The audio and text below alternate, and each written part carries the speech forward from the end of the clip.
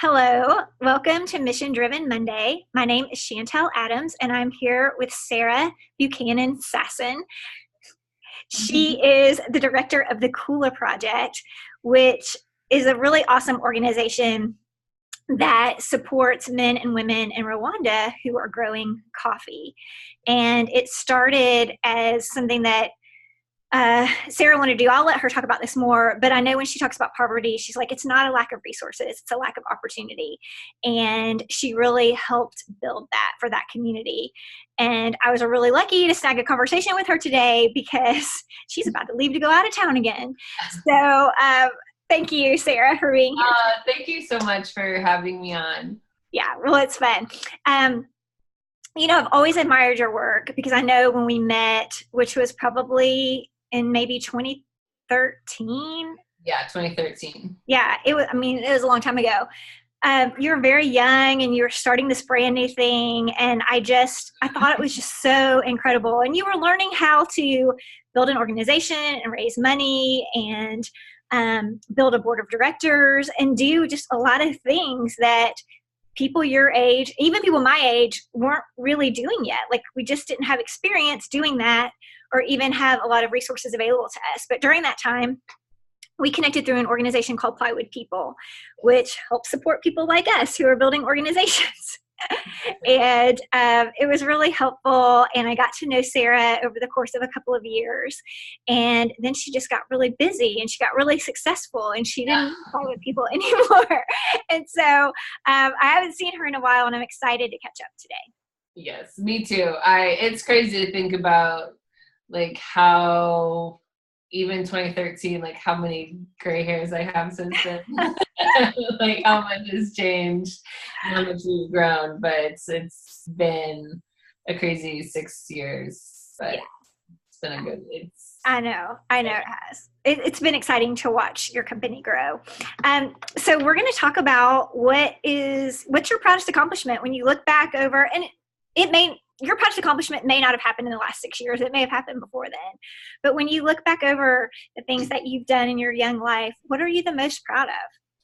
I've been thinking about this a lot because we've had some struggles lately and people have been saying, oh, what are you proud of? What did you do well? And for a while I was like, nothing, I've done nothing well. But that's not true because people who remind me that we have done amazing things are my team. And I feel like I'm most proud of them because specifically like 3 people on our team, I hired them when we didn't have the money to hire them, when I didn't have a job role for them, but there was like something in me that knew like I want them on my team. I don't know what they're going to do. I don't know how we're going to pay them, but they need to be with me. And all 3 of them are, and they are, our whole team is incredible. We have hired well. One of these 3 has hired 20 Rwandan staff, so he kind of gets the credit for that. But I'm really proud of the people I've put in place and the people that I've trusted to kind of take this thing that was once just an idea and build it into something that's going to have a lasting impact. And I was on a panel a few weeks ago and somebody read, he said, I read that you once called Lindsay your left and your right hand. I was wondering how I can find the Lindsay. And I was like, oh, I wish I could tell you. I wish I had this like really incredible answer, but it was a feeling and I trusted that feeling. And so I would say that's what I'm most proud of. Even back when I met you a few years ago, I remember thinking, gosh, she's such a risk taker. Yeah. There's a lot of people that, I know a lot of people who are just afraid to get on a plane and go to a place like Rwanda. But for you to go there and to really engage with the population there and really they have embraced you and they love you. And, I'm sure that you would be like, they're my people. They're my people. Sure. And, for you to hire staff without having the money or the resources or whatever, you're like, we'll figure it out. Have you always been a free spirit like that or a risk taker? What?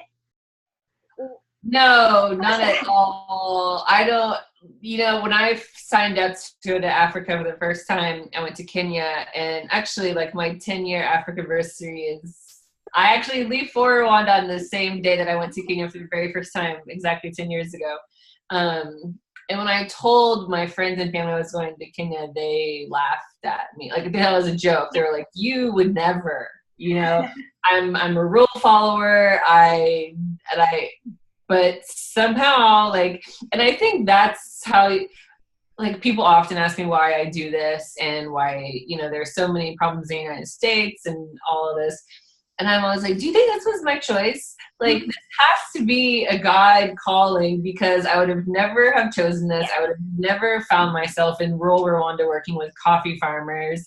And I would never be in Africa all the time on all these, but my whole world has opened up to adventure. And so I feel like Kula has pulled me out of myself, and so now I do get to have these incredible adventures, and then I get to go places that most people think are crazy unsafe, when in reality, like, Rwanda is in the top 10 safest countries in the world, and so we get to be there all the time, and we get to explore other African countries, and I feel like in our, like, startup, I mean, we're not really a startup anymore, but it feels like it. You just, like, have to take these leaps of faith that, like, that's what I call them. Like, I don't think they're a risk. It's more of a leap of faith. Yeah. Still, I mean, that's a big thing. I hope that just watching you has been an inspiration for people, and it's probably been you've probably been an inspiration to yourself, because you make one leap of faith, it makes the next leap of faith a little bit easier, doesn't it? Yeah, I think, and when it's not, I feel like you have to be really intentional to look back, and especially, like, for me, when I think, like, this is the end of the road, it's not going to work out, we've dug ourselves too deep, or whatever it is. It's like you look back at all of the times you thought that. Like, how many times were you at the end of the road, but how many times was there, like, one more move available, or God had one more move for you to keep going. And so I feel like you have to be really intentional about reminding yourself about every time you took that leap of faith and it worked out, or if it didn't, but something else did because of it. Yeah. Well, I'm sure that all along the way you have learned some important life lessons. Yes. So right now, where you are right now in this season, kind of newly married, you've only been married for a couple of years, you're getting ready to take another trip to Rwanda, you guys just started selling, like, actual packaged coffee. Yes. What are you learning right now? I'm learning, this nonprofit, I mean, I know I speak from the nonprofit side because that's my world, but has been such a roller coaster. And it's been hard and cool. It's just been a hard season. We're growing, we're trying to grow, and, like, our staff is amazing. And fundraising was really hard last year, and I felt I, like, really was throwing myself some solid pity parties. And it's like my whole staff is crushing their job and I'm not, and that's not true, but that's how I felt, And so this very tangible thing I'm learning right now is to have hobbies that have very measurable outcomes, very measurable goals, because there are seasons of life and of business, and specifically for me, nonprofit world, where you just don't feel like you're winning that much. And so, like, my example, and I was telling a friend this the other day, I started taking Pilates, and my first class, like a Pilates roll up where you're lay flat and you have to roll up, but you can't use momentum, you have to use core. I, like, had to, like, hold my knees, like, to pull myself up. And I've been going to the same instructor, and she was super, she's like, you can do it. And I was like, no, I literally can't.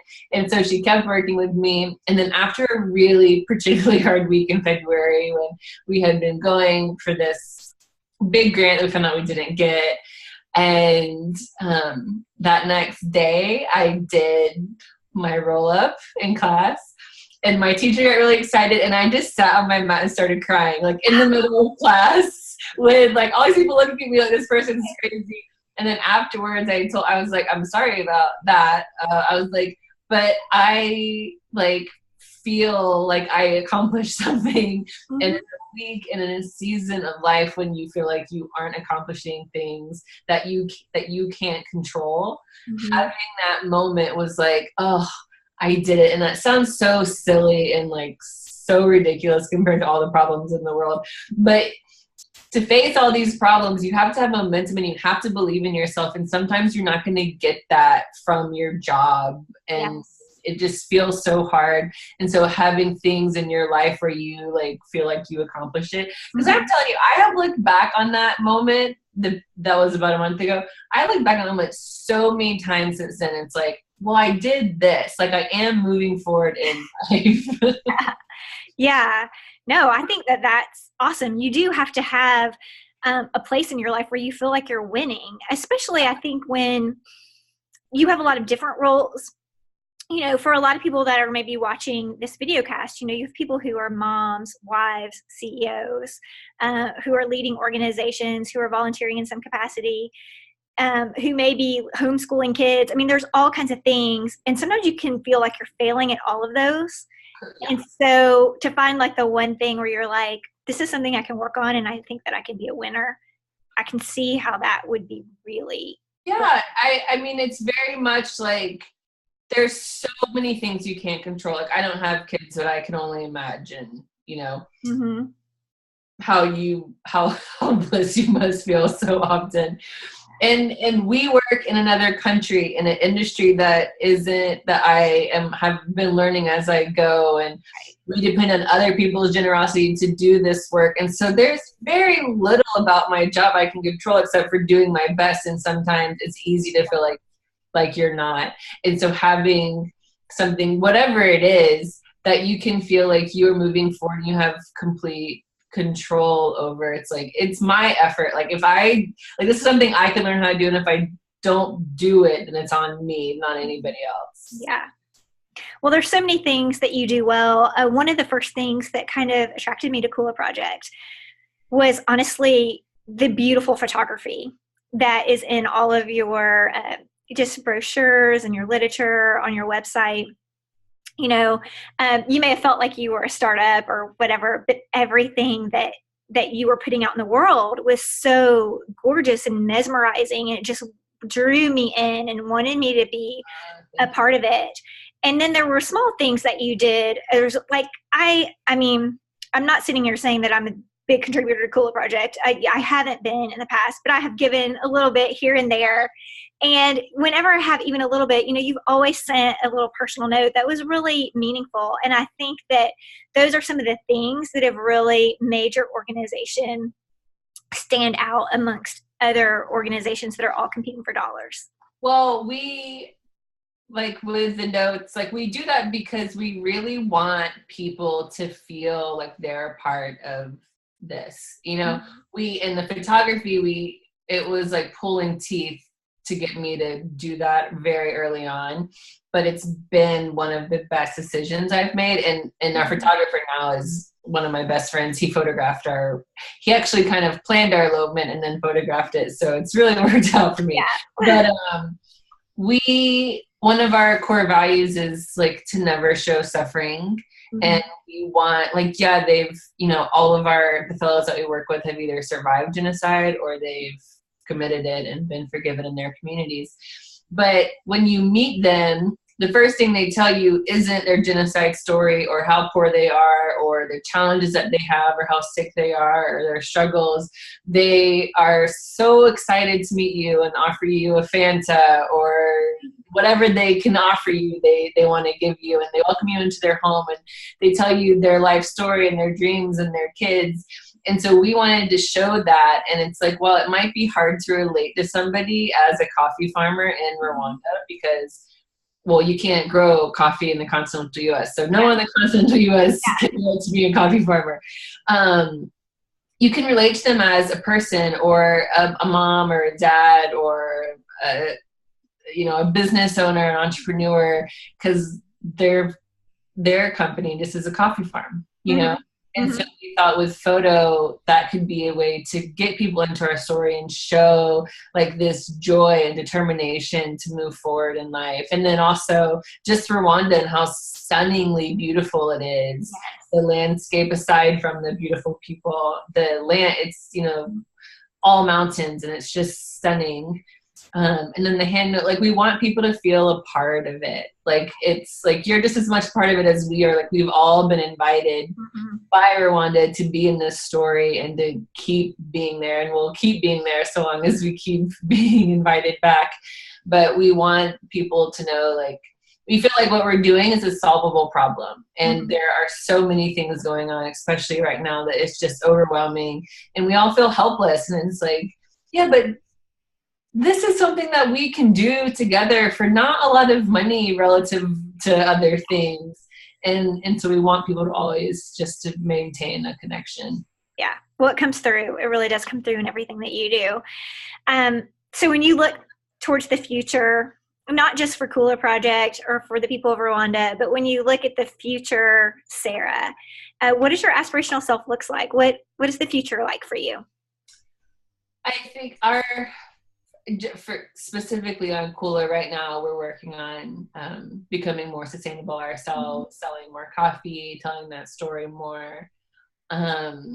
My future self is I even like in those moments where I'm sure God has closed the door on Kula and it's time to move on, I know like that isn't like until something drastic changes. Like Kula and Rwanda will always be a part of me, and it's always going to be my life. Like I can't picture doing anything else, even when I try really, really hard to in those darker moments.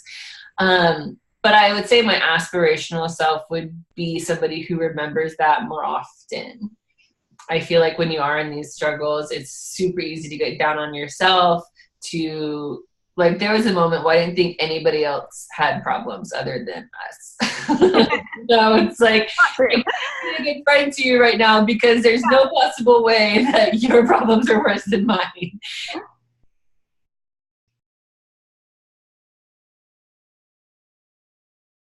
Somebody that doesn't have to remind myself why I started so much, but I just kind of live it and it's a part of me and it comes out instead of having to remind myself for it to come out, if that makes sense.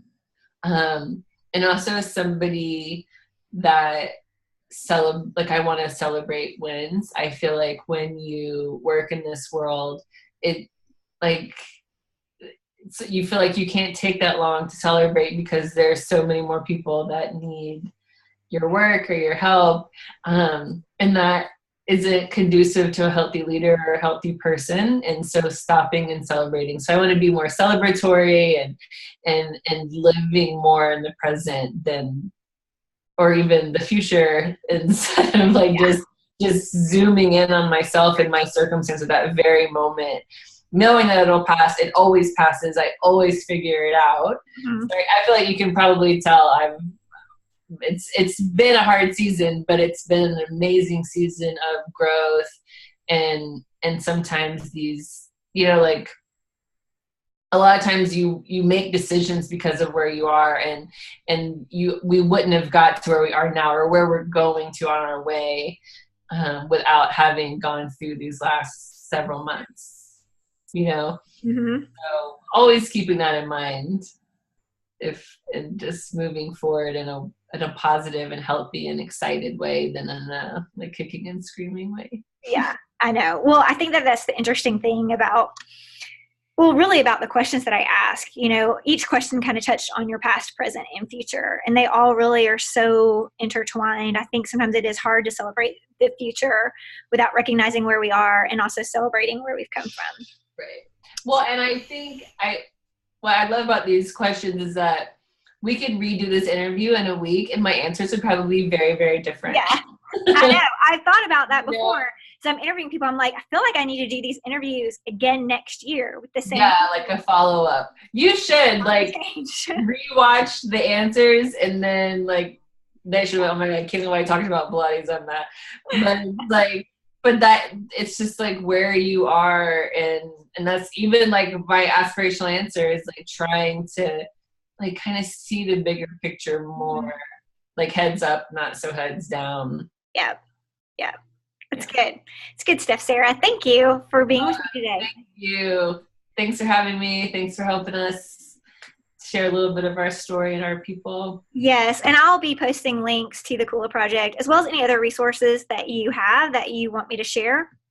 I would love to do that with our audience because I feel like you've got a lot of wisdom bottled up inside and I want to share it with everyone. Thanks so much. Thank you.